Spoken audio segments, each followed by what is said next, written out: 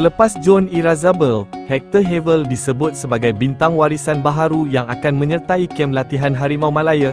Nama pemain tengah berusia 28 tahun itu menjadi sebutan peminat bola sepak negara selepas kelabnya, Portimonense mengumumkan beliau bakal menerima panggilan skuad Malaysia. Selain Havel, kelab Division 2 Portugal itu turut mengumumkan Tambel Montero dan Christopher Kait masing-masing menerima panggilan menyertai skuad Guinea-Bissau dan Estonia bawah 21 tahun. Havel mampu beraksi sebagai pemain tengah atau tengah menyerang jika diperlukan. Graduan Akademi Den Haag itu juga pernah beraksi untuk AEK Larnaca, FC Cartagena dan FC Andorra. Beliau juga memiliki pengalaman beraksi di Asia. Ini kerana sebelum ini, Havel pernah beraksi untuk kelab China League One, Guangxi Pingguo Haliao dari 2024 hingga 2025.